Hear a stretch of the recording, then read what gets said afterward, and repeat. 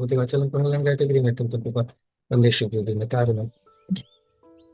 तो कल से हम लोग डिस्कशन कर रहे थे इस पॉइंट पे कि जो अर्जुन का तीसरा रीजन सिन के रिगार्डिंग हमने अभी लास्ट दो सेशन में डिस्कशन करा था कि सिन का वर्स नंबर 36, 37 एंड 38 इसमें हमने डिस्कशन करा रिगार्डिंग अर्जुन का जो तीसरा रीजन वो दे रहे थे कि मुझे पाप लगेगा, सॉरी हाँ पाप लगेगा। पहला रीजन उन्होंने दिया कंपैशन, दया भाव। सेकंड दिया उन्होंने इंजॉयमेंट, एंड तीसरा दिया फिर उन्होंने कि ये इन लोगों को मारने से जो मुझे पाप लगेगा उससे क्या ही फायदा। तो लास्ट वर्स में भी हमने देखा कि कैसे अर्जुन बोल रहे थे कि आप तो जनार्दन है ना, आप सभी पाप को खत्म करने की आपकी रिस्पॉन्सिबिलिटी है, आप मुझे पाप का भागी, बट आप अपनी रिस्पॉन्सिबिलिटी मतलब आप भगवान हो, आप जनार्दन हो, सभी का पालन पोषण करना आप करते हो, और जो पापी लोग है उसको मारते हो। बट ये ठीक है, ये आप करो, मुझे आप इसमें इन्वॉल्व करके पाप का भागी क्यों बना रहे हो। तो भगवान एक्चुअली में उनको पाप का भागी नहीं बना रहे थे, भगवान तो उनको हीरो बना रहे थे, है ना। बट बट वो अर्जुन को लग रहा था कि हमें पाप का भागी बना रहे हैं। तो यहाँ पे भी एक लर्निंग है कि कई बार भगवान अलग अलग परिस्थितियों में हमें रखते हैं, और अलग अलग परिस्थितियों में रख के, बट भगवान का पर्पस तो ऐसा ही होता है कि हमें ग्लोरीफाई करना। जैसे कई बार हमारे जीवन में कुछ ऐसी परिस्थिति आती है, तो अभी भगवान चाहते हैं कि हम मतलब ऐसा हम सोच सकते हैं कि भगवान ऐसा चाह रहे हैं कि ये परिस्थिति भगवान ने हमारे जीवन, स्पेशली जब हम भक्ति में हैं, तो हमें ऐसा ही सोचना ही चाहिए कि अगर हमारे जीवन में कुछ बहुत विपरीत परिस्थितियां हैं, तो हमें ये नहीं सोचना चाहिए कि अच्छा भगवान आपने मेरा स्पेशली बैंड क्यों बजाया है। ऐसा ही सोचना चाहिए कि भगवान अभी मेरे से यही चाहते हैं कि मैं फिर ऐसी परिस्थितियों को टॉलरेट करके भगवान की भक्ति में, अपने जो डिवोटीज हैं, सीनियर डिवोटीज हैं, उनके गाइडेंस में, शास्त्रों के गाइडेंस में, गुरु परंपरा के गाइडेंस में, मैं ऐसी परिस्थितियों को बहुत सुंदर तरीके से हैंडल करते हुए बाकी जो लोग आ रहे हैं जिनकी परिस्थितियां बिल्कुल मेरे जैसी होगी, तो उनके लिए एक रोड मैप प्रिपेयर करो, है ना। होता है ना कि कई बार हमारी पर्टिकुलर सिचुएशन थोड़ी डिफरेंट होती है, तो हम उसको इस तरीके से देखते हैं कि भगवान सबकी सिचुएशन तो बहुत अच्छी है, मेरी सिचुएशन ऐसे डिफिकल्ट क्यों दे दी आपने, है ना। मैंने कौन सा आपकी बहस चुराई थी। तो लेकिन अभी क्या है कि ऐसा सोचना चाहिए कि भगवान ऐसे पर्टिकुलर, मेरे साथ साथ पीछे भी बहुत सारे लोग आने वाले हैं, है ना। तो मैं थोड़ा सा एफर्ट मुझे ज्यादा लगेगा ना, मेरे लिए वो सिस्टम नहीं डेवलप किया गया है, तो मुझे बहुत सारे चैलेंजेस फेस करने पड़ रहे हैं। बट मैं अगर अच्छे से इन चीज़ों को हैंडल कर लूँ, तो मैं एक अच्छा रोड मैप प्रिपेयर करके दे दूंगा आने वाले लोगों को ना। तो भक्ति में भी जैसे आते हैं ना, कई बार अलग अलग तरह के डिवोटीज होते हैं, अलग अलग फैमिली बैकग्राउंड के, किसी के यहाँ कोई समस्या है, किसी के यहाँ कुछ, तो सभी के। बट अगर अच्छे से हम उस परिस्थितियों में कर ले, तो फिर हम बोल पाते हैं कि देखो, जब कोई अपनी समस्याओं को लेकर आता है, तो फिर हम बता पाते हैं कि देखिए ये इस तरह की सिचुएशन से मैं भी गुजरा था, और मैंने उसको इस तरीके से हैंडल करा। तो हम भी बहुत कॉन्फिडेंस में बोल पाते हैं। लेकिन अगर हम बिल्कुल स्पून फिटिंग हुआ है हमारा कुछ ऐसा, एकदम बिल्कुल सिल्वर स्पून लेके हम भक्ति में भी आए हैं, तो एकदम सब कुछ फेवरेबल है, तो जब हमसे कई बार लोग अपने प्रॉब्लम्स शेयर करते हैं, तो हमारे पास ज्यादा कुछ बताने के लिए होता नहीं है, क्योंकि हम बिल्कुल एकदम परफेक्टली सब कुछ एकदम मिल गया है ना। तो तो ऐसे लीडर्स बनने के लिए कई बार जो चैलेंजेस विपरीत परिस्थितियों से जो आते हैं, वही वास्तव में अच्छे तरीके से लीडरशिप क्वालिटीज को एग्जिबिट कर सकते हैं, है ना। क्योंकि वो उन परिस्थितियों को व्यक्ति भी, बाकी लोग उनसे रिलेट कर पाते हैं, और वो भी वो कॉन्फिडेंस के साथ बोल पाते हैं कि आप भी करोगे, मैं इन परिस्थितियों से निकला तो आप भी निकल जाओगे, है ना। तो उस समय अर्जुन की तरह भगवान भी हमें भी कुछ चाहते हैं, रोल मॉडल्स बनाना, कुछ हीरो बनाना, है ना, समाज के लिए। बट हम सोचते हैं अरे भगवान क्या ही मेरा बैंड बजा दिए, है ना, पता नहीं मैंने क्या बिगाड़ा था। तो ये एक इम्पोर्टेंट पॉइंट हमने समझा था, और भी एक दो चीजें समझी थी कि कैसे अ, अर्जुन को भगवान को बोल रहा है अर्जुन की, देखिए ये तो दुर्योधन तो मतलब इसको तो कोई ना, तो इसको तो पाप पुण्य से कोई फर्क नहीं पड़ता, ये तो अपने मित्रों को भी धोखा देने के लिए रेडी है, उनको भी मारने के लिए रेडी है, परिवार वालों को भी मारने के लिए रेडी है, ये तो पाप के विषय में नहीं सोच रहा है। बट हम भी ऐसा ही करें, ये तो ग्रीड, आउट ऑफ ग्रीड अंधा हो चुका है। बट हम भी इसी तरीके से करें तो कैसे काम चलेगा। तो यहाँ पे भी एक इम्पोर्टेंट था कि कैसे ग्रीड हमें पूरा पागल कर देता है, और हम बिल्कुल सोच नहीं पाते, देख नहीं पाते क्या सही है क्या गलत है। अर्जुन बिल्कुल अंधे हो चुके थे। और ये ग्रीड भी कैसे डेवलप होता है, जब हम ज्यादा फोकस अपने प्लेट से दूसरे के प्लेट पे रखते हैं। अच्छा उसको तो ये मिल गया है ना, मेरे प्लेट में ऐसा कम क्यों है। अगर अपने प्लेट को देखें तो तब भी सेटिस्फाइड रहेंगे, बट दूसरे के प्लेट को देखेंगे तो फ्रस्ट्रेटेड होंगे, ये पक्का है ना। तो अपने प्लेट पे ध्यान केंद्रित करें, हमें जो नीड है वो पूछे, वो डिस्कस करे, वो मांगे, है ना, रादर देन दूसरे के प्लेट में क्या है उसको देखने का। तो दुर्योधन के साथ यही समस्या थी कि वो इतने इतने पागल इसलिए हो रहे थे बिकॉज वो बार बार ये युधिष्ठिर महाराज के ही प्लेट को देख रहे थे, अरे इसने खानप्रस्थ को इंद्रप्रस्थ कैसे बना दिया, इतना ऐश्वर्य तो इंद्र के पास भी नहीं होगा। तो ये सारा ये देख देख के जल जल के वो पूरा राख हो गया था ना। तो ये ग्रीड से बचना बहुत आवश्यक है। और ग्रीड जैसे हम लोग पास्ट में भी पढ़े थे है ना, पीछे कुछ वर्ष पहले भी पढ़े थे कि कैसे श्रीला प्रभुपाद जी इस बात को बताते हैं ना, चाणक्य पंडित का जो एक वर्ष है उनके उसके बेसिस पे बताते हैं कि दूसरे की प्रॉपर्टी को कैसे देखो, बिल्कुल कचड़े जैसा, है ना। ये शुरुआत में मैंने पढ़ा था तो मैं बहुत रिलेट नहीं कर पाया, बट ग्रेजुअली इसको रिलेट कर रहा हूँ, है ना, कि कितना कितना इंपॉर्टेंट है कि दूसरे की प्रॉपर्टी बिल्कुल कचड़े जैसा, मतलब ये नहीं कि छी, है ना, क्या घटिया ऑडी कार है ना, ऐसा नहीं बोल सकते, अच्छा ही है कार। तो वो तो नहीं बोल सकते, बट हाँ ठीक है, मुझे मतलब उसके विषय में कुछ भी मतलब बस ठीक है तो है, मुझे मुझे कोई लेना ही देना नहीं है, ठीक है उनके पास जो है सो है। लेकिन वही थोड़ा सा शुरुआत में हम इंस्पायर होते हैं, फिर उसके धीरे धीरे बहुत सारी चीजें आने लगती है, तो बेटर है तो है, हमें कोई लेना ही देना नहीं है, जो हमारे पास है दैट इज सफिशिएंट, बाकी प्रॉपर्टी से मुझे किसी को कोई फर्क ही नहीं पड़ता है ना। तो ये चीज है। तो ये ग्रीड वाला जो एक इम्पोर्टेंट है कि कैसे हम लोगों को बचना है इससे, तो बचने का यही है, दूसरे प्लेट को नहीं देखे, और अगर दिख जाए तो बस यही समझना है कि कचरा है ना। तो फिर कचरे के समान ही, जैसे कचरे से हमारा कोई अटैचमेंट नहीं होता है ना, अरे ये कचरा घर लेके चलते हैं, ऐसा होता है क्या, नहीं होता है ना। तो उसी तरीके से दूसरे की कोई भी प्रॉपर्टी को देखे, है ना, कई बार दूसरे की गाड़ी दूसरे का घर देख के द्वेष आता है, कई बार दूसरे के स्पाउस को देख के आता है, अरे इतनी सुंदर है, इतना सुंदर है ना, या फिर इतना टैलेंटेड है ना। तो ये जब भी ये सारी चीजें सोचेंगे तो फ्रस्ट्रेशन ही होगा, और उल्टा हमारा रिलेशन ही खराब होगा। तो जो हमें मिला है, हम जितना डिजर्व करते थे उससे ज्यादा भगवान ने दिया है, जो हमारे लिए बेस्ट दिया है हमारे प्यूरिफिकेशन के लिए, तो बस एक्सेप्ट करना है। जैसे एक बार दो डिवोटी थे, तो एक डिवोटी के ये जो स्पाउस थे वो बहुत सपोर्टिव थे, तो वो भी भगवान को धन्यवाद देते हैं कि बिकॉज ऑफ सपोर्टिव नेचर मैं अच्छे से भक्ति कर पा रहा हूँ, कर पा रही हूँ।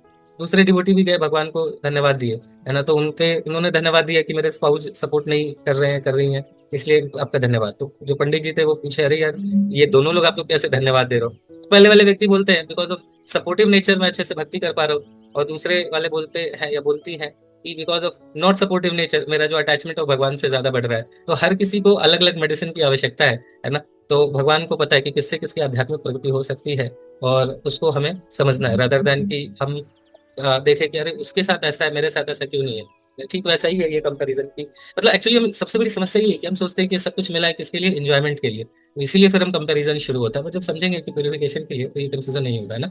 और तीसरा बहुत एक महत्वपूर्ण पॉइंट कि अर्जुन देखिए एक भक्त को कैसे सोचना चाहिए। अर्जुन ये नहीं कह रहे हैं कि अर्जुन कह रहे हैं चलो दुर्योधन नहीं कर रहा है तो चलेगा, लेकिन मैं तो रिस्पॉन्सिबल हूं ना, मैं तो भक्त हूं ना भगवान। मैं और आप हम भी दुर्योधन की तरह सोचे तो कैसे काम चलेगा, वो तो नहीं सोच रहा है ना। अब हम लोग कैसे करते हैं, है ना, ये तो नहीं सोच रहा है तो हम क्यों सोचे। हमारा क्या होता है, ऐसे ही होता है ना, हम बात ऐसे ही करते हैं ना, ये तो नहीं सोच रहा, ये तो बच्चे का टेक केयर नहीं कर रहा है, तो फिर सारी रिस्पॉन्सिबिलिटी मैं अपने ही सर पे ले लूं क्या, है ना। फिर ये नहीं देख रहा है तो मैं भी नहीं देखूंगा, पब्लिक देखूंगी, है ना। तो हम ऐसे ही बात करते हैं, सामने वाला व्यक्ति नई रिस्पॉन्सिबिलिटी ले रहा है तो हम बोलते हैं फिर मैं क्यों लूं। बट देखिए भक्त को कैसे सोचना चाहिए, भक्त ऐसे नहीं सोच रहा है कि ये नहीं कर रहा है तो फिर मेरा ही है क्या सारा रिस्पॉन्सिबिलिटी। वो कैसे सोच रहे हैं कि ठीक है वो नहीं कर रहा है तो कोई बात नहीं है, बट वो नहीं कर रहा है तो मेरी रिस्पॉन्सिबिलिटी और बढ़ जाती है, रदर देन कि मैं ये बोलूं कि इसको नहीं, मतलब ये नहीं कर रहा है तो ब्लेम करूं, है ना। जैसे हमारा मैं और मेरी वाइफ सकेशन में निकाह, हमारा एक बार ऐसे ही शुरुआत में कन्फ्लिक्ट होता ही रहता था, ज्यादा कम चलता ही रहता है, हर हस्बैंड वाइफ में चलता ही है खैर।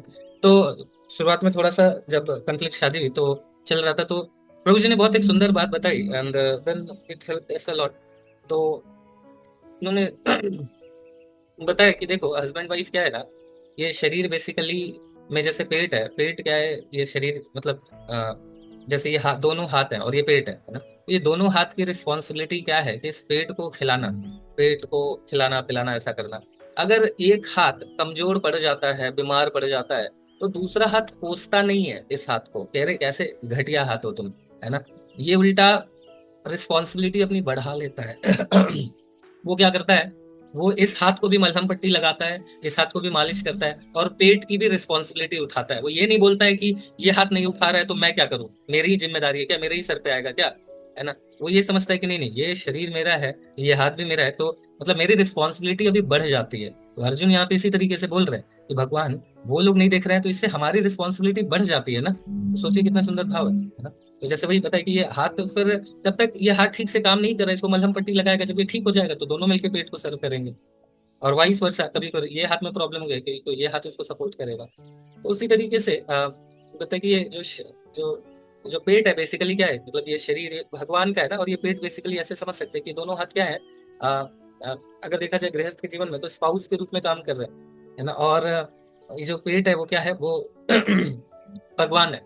तो अगर कोई परिवार समझ लीजिए, परिवार परिवार हो गया, पर परिवार के भी सेंटर में भगवान हो गया, तो पेट उसको रिप्रेजेंट कर रहा है ना। तो अगर एक कोई ठीक से काम नहीं कर रहा है ना, तो जो दूसरे जो स्पाउस है वो ये दूसरों को ब्लेम भी कर सकते हैं, है ना, दूसरों को ब्लेम कर सकते हैं, तो ये कि इस हाथ को से ब्लेम करते रहे, और परिवार और जो भगवान को सेंटर में रख के भक्ति करना है उसको इग्नोर मार सकते हैं। पर दूसरा क्या कर सकते हैं कि तब तक के लिए प्रयास करें दोनों का टेक केयर करने के लिए। शुरुआत में थोड़ा स्ट्रेच होगा तब तक जब तक ये हाथ ठीक से काम नहीं कर रहा है, बट एक बार जब हाथ ठीक से काम करने लगेगा तब फिर दोनों मिलकर कर सकते हैं ना। तो अगर साथ में वाले हमारा नहीं भी कोऑपरेटिव है, नहीं हेल्पफुल है, नहीं ये है, तो रेदर देन ब्लेमिंग एंड द्वेष करने की जगह अगर हम थोड़ा सा समझे कि ये बीमार है ना। अलग अलग तरीके से बीमारी होती है ना, कोई फिजिकली बीमार है, कोई मानसिक रूप से बीमार है, कोई इमोशनली बीमार है ना। अलग अलग बीमारी है, बट बीमार तो हर कोई है मोर और लेस। तो हम ये सोचे कि ये कोई बात नहीं है, मेरी रिस्पॉन्सिबिलिटी है, मैं भक्त हूँ इसीलिए। कल भी जैसे प्रश्न आया था तो मैंने ये बताया कि जो डिवोटीज हैं उनसे एक्सपेक्ट, इसका मतलब ये नहीं चाहे वो स्त्री हो या पुरुष हो, ऐसा नहीं है कि स्त्रियों का शोषण के लिए बोला जा रहा है, आप आपको देखना है, आप ही की जिम्मेदारी नहीं। जो भक्ति में पहले आ रहे हैं, जो ज्यादा अच्छे से भक्ति कर रहे हैं ना, तो उनसे डेफिनेटली जो ज्यादा गंभीर है भक्ति को लेके, डेफिनेटली उनको जब बताया जाता है तो थोड़ा बताया जाता है ज्यादा, क्योंकि उनकी रिस्पॉन्सिबिलिटी बढ़ जाती है, रिस्पॉन्सिबिलिटी बढ़ जाती है। तो वैसा है। तो ठीक है, तो ये कुछ बहुत महत्वपूर्ण पॉइंट्स हैं जो हमने डिस्कस करे थे। तो अभी नेक्स्ट वर्स पढ़ेंगे, सॉरी रिवीजन में ही टाइम लगे, बट कुछ इंपॉर्टेंट पॉइंट था जो कल हम लोग नहीं डिस्कस कर पाए थे, तो आज हमने थोड़ा उसको भी टेक केयर करा। तो अभी इस समय ठीक है, अभी पॉइंट टाइम तो एक वर्स अभी नेक्स्ट वाला पढ़ते हैं, तो अपने से कौन रीड करेंगे, हैंड रेज कर सकते हैं।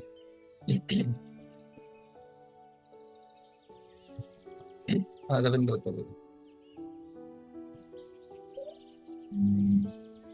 हरे कृष्ण वदनोत्तम हाँ हरे कृष्णा प्रभु का बताओ।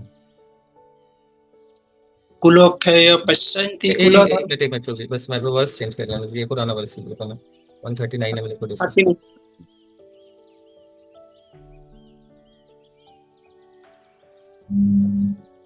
हाँ पढ़ो बाबू। हाँ यस बिल्कुल। कुलोक्षय पश्यन्ति कुलधर्म सनातन धर्म नष्ट कुलम पित्रम अधर्म अभिभवति उत कुलोक्षय कुलों का नाश होने पर पश्यन्ति विनिष्ट हो जाती कुल धर्म पारिवारिक परंपराएं सनातन शाश्वत धर्म धर्म नष्ट नष्ट होने पर कुल अपने कुल को कित्र संपूर्ण अधर्म अधर्म अभिभवती बदल देता है। उत मन कहा जाता है। कुल का नाश होने पर सनातन कुल परंपरा नष्ट हो जाती है और इस तरह शोष कुल भी अधर्म में प्रवृत्ति हो जाती है। तात्पर्य जगत गुरु श्रील प्रभुपाद। वर्णाश्रम व्यवस्था में धार्मिक परंपरा के अनेक नियम हैं जिनकी सहायता से परिवार के सदस्य ठीक से उन्नति करके आर्थिक मूल्यों की उपलब्धि कर सकते हैं। परिवार में जन्म से लेकर मृत्यु तक के सारे संस्कार के लिए वैविध्य लोग उत्तरदायी होती है, किंतु इन वैविध्यों की मृत्यु के पश्चात संस्कार संबंधी पारिवारिक परंपरा रुक जाती है और परिवार के जो तरुण सदस्य बच्चे रहते हैं ये अधर्ममय व्यवसाय में प्रवृत्त होने से मुक्ति लाभ से वंचित रह सकते हैं। अतएव किसी भी कारणवश परिवार की वैविध्य का वध नहीं होना चाहिए। हरे कृष्ण बुद्धन।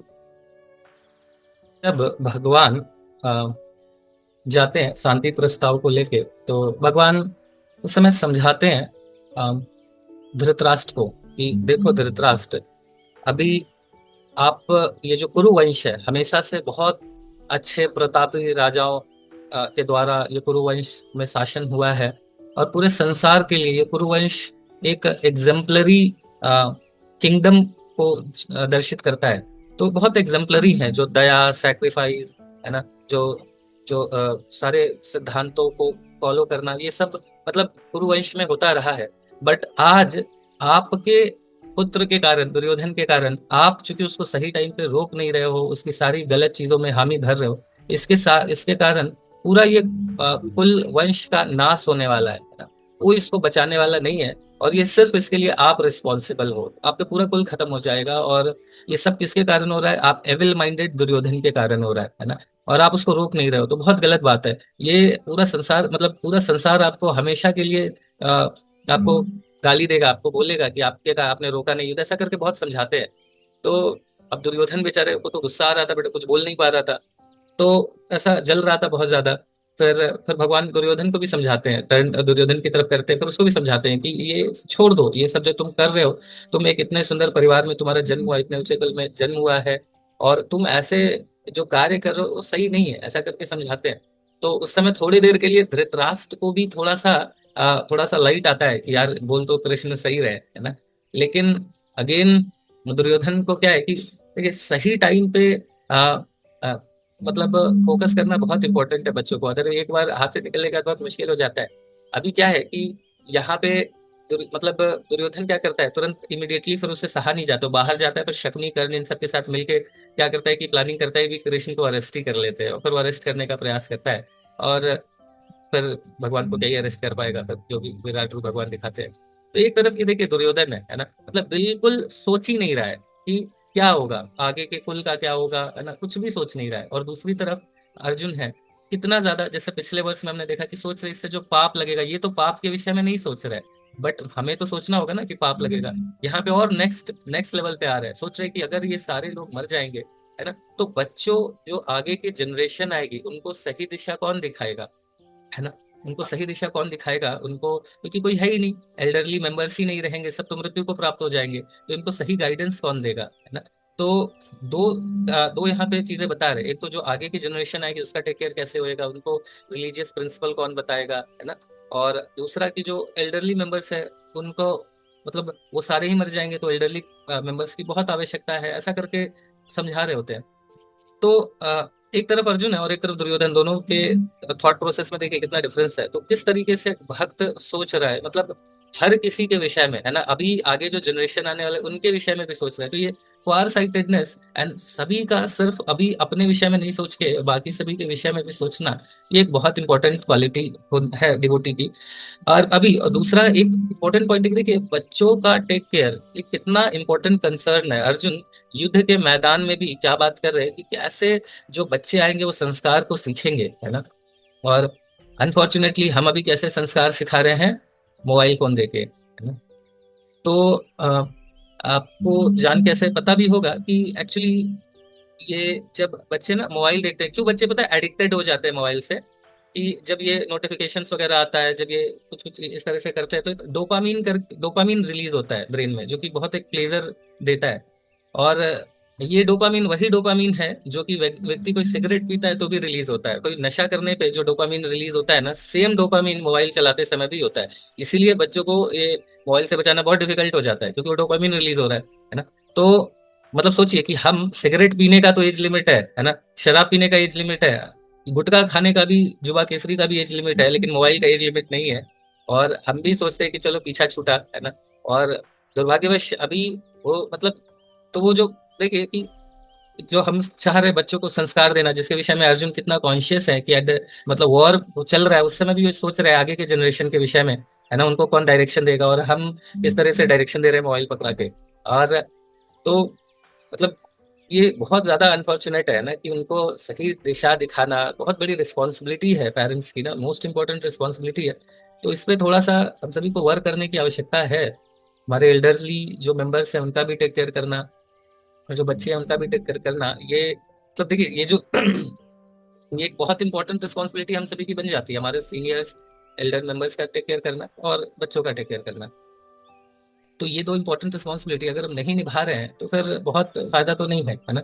और स्पेशली ये जो मोबाइल वाला जैसे हमने डिस्कस करा, तो ये बहुत एक, क्योंकि हम सोचते हैं चलो पीछा छूटेगा, है ना, लेकिन जो कचरा वो देख रहे हैं, जो कचरा वो दिमाग में डाल रहे हैं, वो उनको पूरा बर्बाद करने वाला है ना, पूरा बर्बाद करने वाला है। क्योंकि मतलब देखिए मैं कई बार जैसे सखी शुनमनी, मतलब कई बार अगर सखी शुनमनी बाई की तबीयत थोड़ी ठीक नहीं होती है, और मैं किसी दिन ऑफिस से आता हूँ और उसने मोबाइल दे दिया, तो उस दिन मेरे जो दामोदर, उसका बिहेवियर एकदम कंप्लीटली डिफरेंट होता है, कंप्लीटली डिफरेंट। मैं आधे घंटे में बता देता हूँ, मतलब बोल देता हूँ कि आज तुमने इसको मोबाइल दिया है ना, मतलब एक दिन में बिहेवियर इतना डिफरेंस हो जाता है ना। हम सभी का भी ऐसा अनुभव होगा तो ये बहुत डेंजरस है माता जी, इसका बहुत टेक केयर करने की आवश्यकता है, और ये कोई छोटा मोटा कंसर्न नहीं है, बहुत बड़ी रिस्पॉन्सिबिलिटी है ना। जैसे अर्जुन बता रहे हैं कि हमारी बहुत बड़ी रिस्पॉन्सिबिलिटी है कि आगे के जनरेशन को हम लोग सही डायरेक्शन दे, है ना। उसको उनको आध्यात्मिक पथ पे भी आगे बढ़ाएं और ये सारी चीजें करें। अभी तो ऑलरेडी हमारा तो मतलब पूरा हरिबोली चल रहा है, खुद खुद भी पता होना चाहिए। अब मेन बात यही है कि चलो मोबाइल नहीं भी देंगे, लेकिन अगर हम उनको एक हायर भगवान से नहीं कनेक्ट करें, हायर सोर्स से नहीं कनेक्ट करें, तो फिर हम उनको कैसे मतलब उनका टेक केयर भी कर पाएंगे। बेसिकली उनका एक तो ये है कि हम उनको समय दें, एनर्जी लगाए, थोड़ा सा टफ है बट लगाना पड़ेगा। और उसके साथ साथ कुछ इस तरीके की चीजों में उनको इंगेज कर सकते हैं। मेन बात है कि बच्चे को मोबाइल छीन लेंगे तो कुछ तो देना पड़ेगा, तो हम अच्छे से खेले वेले, है ना। और या फिर उनको कुछ इस तरीके से इंगेज करें कुछ कंस्ट्रक्टिव चीजों में, कीर्तन है, आर्ट क्राफ्ट है, हर बच्चे के अंदर कुछ ना कुछ इस तरीके से होता है, और उसको भगवान से रिलेट कर दे। अभी हमारे डिवोटी हैं, तो उनकी डॉटर बिकॉज ऑफ कुछ हार्ट हृदय में प्रॉब्लम था, तो वो बहुत अर्ली एज पे she left her body. But उसको पेंटिंग का बहुत शौक था, तो उन्होंने प्रभु जी ने उसको बहुत अच्छे से ये सारी चीजें सिखाई थी। तो उनको पता था, बिकॉज डॉक्टर ने पहले ही बोल दिया था कि बहुत दिन तो नहीं जिएंगी, 8-9 साल तक जी ली तो बहुत है, और 13-14 साल वो जी। तो बहुत अच्छे से पेंटिंग वो करते थे, भगवान का फोटोज वगैरह बनाते हुए। एंड लास्ट उन्होंने प्रभु जी दिखाया उन्होंने कैसे नरसिंह देव भगवान का फोटो बनाया था, and then she left her body. तो सोचिए 8-9 साल में उन्होंने मतलब कितना सुंदर तरीके से अपने उनके जीवन, मतलब जो 13 साल में उन्होंने परफेक्शन दे दिया उनके जीवन को।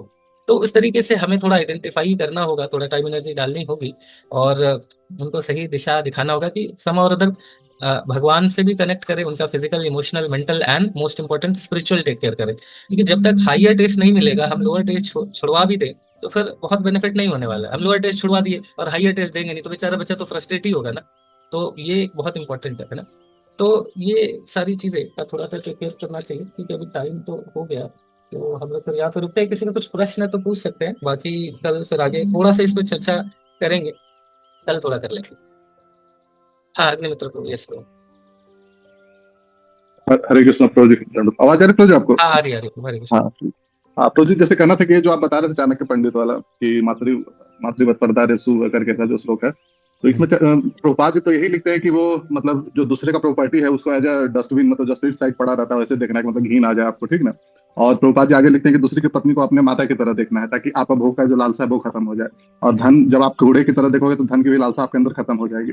तो ये परफेक्ट तरीका है रेनुंसिएशन में बन के रहने का, या फिर ब्रह्मचारी या सिलिबेसी को पालन करने का। तो आप बताइए क्या मतलब होगा यहाँ पे? हाँ, मतलब वही है प्रभु की जैसे स्पेशली ये जो कचड़ा वाला है, मतलब उसमें वही है कि ऐसा कुछ घृणा नहीं करना है, मतलब बस सिंपली क्या है ना, दोनों ही चीजें देखिए। जैसे कई लोग क्या करते हैं कि जैसे जो स्त्रियां हैं, माताएं हैं ना, अगर कई जी। लोग क्या करते हैं, सोचते हैं कि हम, कई लोग थोड़ा एक तरीके से सोचते हैं कि अच्छा ठीक है, इनको भोगने वाली दृष्टि कई बार लोग रखते हैं, और दूसरे कैटेगरी वाले लोग क्या है, उनसे घृणा करते हैं। ये नारी नर का द्वार, ऐसा टाइप से ना घृणा। तो ये दोनों ही का हरि बोल होने वाला है ना। न्यूट्रल एंड रेस्पेक्टफुल रहना है, बस सिंपली मातृवर्त वरदारेषु, ये ठीक मतलब हमारे मदर की तरह है। उसी तरह धन से भी रिलेटेड ऐसा ही है प्रभु, अगर, क्योंकि दोनों ही positive attachment, negative attachment, attachment तो अटैचमेंट है ना। उससे मैंने तो जैसे जैसे तो जी कहना है कि जो हमारा आश्रम है तो उसमें ब्रह्मचारी होता है, संन्यास होता है, वानप्रस्थ होता है, गृहस्थ होता है। तो हर जगह तो करेक्ट, हमें छोड़ना ही सिखाया जाता है कि आपको छोड़ के अंत में बस भगवान को ही अपना एक निष्ठ मान के आपको आगे बढ़ना है। तो प्रभु, करेक्ट, जैसे अगर हम नहीं घृणा करेंगे कि भोग का लालसा अगर खत्म, तो वो माता मान लो वहां पे, और धन का वो कूड़ा मान लो, अगर ये लालसा रह जाए तब फिर कोई ब्रह्मचारी और सन्यासी बनेगा ही नहीं। वो तो बोले करे लग्जरी अगर बढ़िया है तो लग्जरी के पीछे ही चला जाए ना, क्यों तपस्या हम करें फिर। करेक्ट, वो करेक्ट। थोड़ा सा पूछना हाँ, था। देखिए वही है ना, जैसे प्रभु की इसमें भी जैसे बताया जा रहा है कि अल्टीमेटली वर्ण और आश्रम, जैसे वर्ण है और आश्रम है। वर्ण हो गया जी। हमारा, अ, वर्ण हो गया अपना जैसे ब्राह्मण, क्षत्रिय, वैश्य, शूद्र, है ना। और जी। चारों बहुत इंपॉर्टेंट है सोसाइटी को बैलेंस करने के लिए। अभी सबसे ज्यादा समस्या क्या हो रही है प्रभु की, जैसे अभी देखिए, ये मैं थोड़ा सा आपके प्रश्न के पहले भी एक पॉइंट जो छूट गया था उसको भी थोड़ा कवर कर ही लेता हूँ।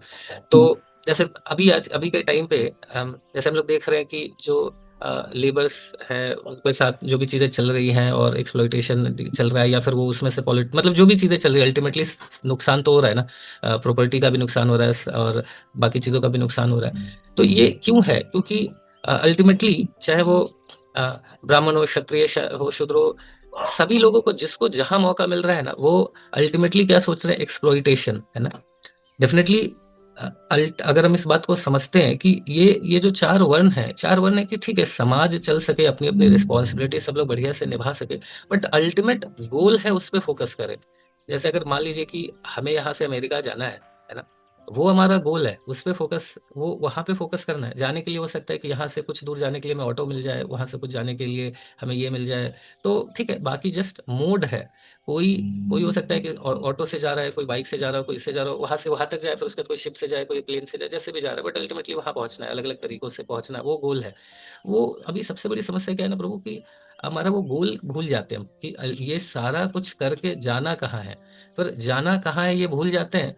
तो वहां पे क्या होता है कि जो पावरफुल लोग हैं वो भी एक्सप्लॉइटेशन करने लगते हैं, क्योंकि उनको भी, वो भी गोल भूले हुए हैं, है ना, कि अभी ठीक है यार, अल्टीमेटली यही सब कुछ है, तो फिर वो भी एक्सप्लॉइटेशन वाले मोड में आ जाते हैं। और दूसरा, कि अगर किसी को, और जो जिनको नहीं मिल रहा है, जिनको थोड़ा अभाव है, वो भी बहुत द्वेष करने लगते हैं। तो दोनों तरफ से प्रॉब्लम होता है ना। दोनों तरफ से ये देख रहे हैं यार, इसको इतनी सैलरी क्यों मिल रही है ना, काम तो हम कर रहे हैं, इसको इतनी सैलरी मिल रही है, इसको इतनी फैसिलिटीज मिल रही है, काम हम कर रहे हैं, तो इनका भी द्वेष उत्पन्न हो रहा है, क्योंकि ये भी देख रहे हैं कि अरे जीवन में लक्ष्य तो एंजॉय करना है, और हम तो कम कर पा रही है, तो बॉस मेरा ज्यादा कर पा रहा है, तो उनको द्वेष डेवलप हो रहा है। और जो पावरफुल लोग हैं उनको लग रहा है कि यार मैं और ज्यादा कैसे एंजॉय कर सकूं, है ना, तो उसके लिए फिर ये ऐसा कर रहा है। तो ये दोनों तरफ से एक्सप्लॉइटेशन चल रहा है, जिसके कारण ये सारी चीजें आ रही है ना। तो ये वन, और उसी तरीके से जो आश्रम है, ब्रह्मचर्य 25 साल तक ऐसा फॉलो करना, फिर गृहस्थ में, फिर वानप्रस्थ, वन एंड देन सन्यासी। तो 25 साल में बिल्कुल व्यक्ति को ये ट्रेनिंग दी जाती है कि अपने सेंसेस को कंप्लीटली कंट्रोल करे। तो ये जो 25 साल में एक व्यक्ति अपने सेंसेस को कंट्रोल करके अगर जिएगा ना, तो फिर जब वो 25 साल के बाद गृहस्थ आश्रम में आएगा, तो फिर वो चूंकि वो ट्रेनिंग लिया है ना 25 साल तक कंट्रोल करने का, तो जब उसके पास ऐसी अपॉर्चुनिटी होगी कि वो खूब इंद्र तृप्ति में डूब सके, लेकिन जो ट्रेनिंग लिए है उसने, है ना, उसके कारण वो गृहस्थ आश्रम में भी जाएगा, तो फिर वो सिर्फ एंजॉयमेंट नहीं सोचेगा कि भी एंजॉयमेंट, वो फिर वो रिस्पॉन्सिबिलिटी, क्योंकि देखिए हमेशा ही तपस्या है, 25 साल तक भी तपस्या है, 25 साल के बाद भी तपस्या है। जैसे कहते हैं ना कि अब 25 साल तक तो आपके पास अभाव रहता होना चाहिए, जैसे राजा के भी बच्चे लोग जाते थे गुरुकुल आश्रम में भिक्षा मांगते वांगते थे, तो अभाव में रखा जाता था कि रहने की आदत हो, ताकि 25 साल के बाद जब उनको पूरा राज्यपाट भी मिल जाता था ना, तो चूंकि तपस्या की आदत हो चुकी है, तो अब जो है वो एक्सप्लॉइट नहीं करेंगे जो उनके पास है, अब वो उसको सही दिशा में लगाएंगे, है ना, बाकी जो नीडी है उनको हेल्प करेंगे, है ना। तो इस तरीके से वो जो राजा है, चूंकि 25 साल तक उसने सेंसस को कंट्रोल करा है, तो अब वो एक्सप्लॉइट नहीं करेगा, अब वो अल्टीमेटली जो हेल्प, जो सबका हेल्प करना, बाकी टेक केयर करना, वो सारी चीजें करेगा। तो इस तरीके से 25 साल इसके लिए अपने रिस्पॉन्सिबिलिटी को फुलफिल करने के लिए, है ना, अपने जो ब्रह्मचारी है उनका भी मेंटेनेंस करे, वानप्रस्थ का भी मेंटेनेंस करे, सन्यासी का मेंटेनेंस करे, तो ये 25 साल रिस्पॉन्सिबिलिटी निभाने के लिए, एंजॉयमेंट का, सेंस ग्रेटिफिकेशन का लाइसेंस नहीं मिला है ना, वो 25 साल और रिस्पॉन्सिबिलिटी निभाने के लिए, एंड देन 50s हो जाए, तो 50s में देन फिर वानप्रस्थ, है ना, वान मतलब डिटैच करे अपने बाकी पोस्ट पोजीशन, बाकी चीजों से डिटैच करके, एंड देन फिर उसके बाद भगवान में और एब्जॉर्प्शन बढ़ाए, एंड देन एट 70 में, 75 में जब संन्यास ले, तो फिर 100% लगा दे। अभी ये भी प्रॉब्लम क्या हो रहा है कि अभी चूंकि भक्ति और भगवान फैम, ये सारी चीजें हटी हुई है। अब जैसे कई बार बोलते हैं न्यूक्लियर फैमिली, दोनों तरफ से प्रॉब्लम है एक्चुअली। देखिए जो गॉड कॉन्शियसनेस के हटने की वजह से दोनों तरफ से प्रॉब्लम है। अभी क्या हो जाता है, क्षमा कीजिएगा इस बात के लिए, लेकिन कई बार जो सीनियर सिटीजन्स भी हैं उनको भी समझना होगा कि अभी उनकी भी रिस्पॉन्सिबिलिटी है अपने अपलिफ्ट, स्पिरिचुअल अपलिफ्टमेंट के विषय में सोचने पे। एक एज के बाद देन उनको छोड़ना चाहिए फैमिली की। अ, अभी समस्या क्या हो रही है कि वो भक्ति में वो भी हाई अटेंशन नहीं ले रहे हैं, एब्जॉर्प्शन नहीं बढ़ा रहे हैं, तो उनके अंदर फिर वो इनसिक्योरिटी डेवलप होने लगती है कि मेरे से कंट्रोलरशिप जा रहा है, तो वो इधर उधर कुछ कुछ करके वो अपना कंट्रोलरशिप कई बार मेंटेन करने के लिए प्रयास करते रहते हैं, है ना। उसके कारण और परिवार में समस्या हो जाती है, फिर वो दोनों बोलते हैं कि नहीं आप बाहर ही रहो, हम लोग अपने से मैनेज कर लेंगे। तो मतलब हर तरीके से समस्या ही समस्या है। और रूट कॉज एक ही है कि लोग अगर कृष्ण भावना भावित भगवान की भक्ति ये सब करेंगे, नहीं करेंगे तो यही आएगा, कंट्रोलरशिप आएगा। अभी 50 हो गया तो फिर अभी आप छोड़ो, कैसे घर चल रहा है, कैसे मैनेजमेंट मत देखो, मैनेजमेंट करने दो। अभी पूरे जीवन भर हम चाहते हैं लीडरशिप अपने ही हाथ में रखे, है ना, कंट्रोलरशिप अपने ही हाथ में रखे। तो अभी क्या है, अभी इवन तो कई बार ये भी हो जाता है कि मतलब पेरेंट्स भी मोबाइल दे रहे हैं, सीनियर जो एल्डरली मेंबर वो भी मोबाइल दे रहे हैं, तो कैसे चलेगा। तो थोड़ा ये सारी चीज़ों को भी हर तरीके से हमें टेक केयर करना पड़ेगा, चाहे जो सीनियर सिटीजन है उनकी भी रिस्पॉन्सिबिलिटी समझनी होगी, उनको जो गृहस्थ है उनको भी रिस्पॉन्सिबिलिटी समझनी होगी। और ये सब तभी कर पाएंगे जब गोल क्लियर हो जाएगा। जब तक गोल क्लियर नहीं है तब तक फिर बहुत डिफिकल्ट है ना। जैसे प्रभु जी, इसको हम दो तरीके से देखते हैं ये वाले श्लोक को। एक तो चैतन्य महाप्रभु का आपसे शास्त्रम जब पढ़ते हैं तो उसमें एक आता है न धनम न जन्म न सुंदरी कविता जगदीश कामे करके। और दूसरा प्रभु जी, जब आप चाणक्य के लाइफ जर्नी को देखिएगा कि चाणक्य इतने महान बने तो क्यों बने, तो वो चंद्रगुप्त के कारण के वो मगध का सम्राट बना देते हैं, गाय चराने वाले लड़के को, ठीक ना। तो हम Correct. देखिए इसलिए रिलेट ऐसे चाणक्य बोला कि मातृवत परदा रेसु, वो धन को कूड़ा समझो, क्योंकि गरीब लड़का जब संघर्ष करता है बड़ा बनने के लिए, अब आए आए दिन आपको कोई 2 गाड़ी वाला दिख जाएगा, कोई 10 गाड़ी वाला दिख जाएगा, कोई 10 बंगला वाला दिख जाएगा, तो आप तो डर के फिर बोल ही नहीं पाएगा, विरोध ही नहीं कर पाएगा सामने वाले का। तो वो होता है कि जब कूड़ा का सामान समझो, तुम अपना पुरुषार्थ साधो और वहां पे अपना खोल के अपनी बात रखो। तो हम इसी तरह से रिलेट करते थे इन चीजों को, इसलिए चाणक्य इस तरह से लिखे होंगे वहां पे। ठीक है ना प्रभु? तो जी हाँ, हरे ठीक है प्रभु, कृष्णा। धन्यवाद, हरे कृष्ण। ठीक है, फिर हम लोग यहाँ पे रुकते हैं। हरे कृष्णा। भगवद गीता यथारूप की जय। श्री गुरु श्री प्रपाद की जय। अनंत कोटि वैष्णव की जय। निताई गौर प्रेमानंदे हरि हरि बोल। वाञ्छाकल्पतरुभ्यश्च कृपा सिन्धुभ्यश्च पतितानां पावनेभ्यो वैष्णवेभ्यो नमः।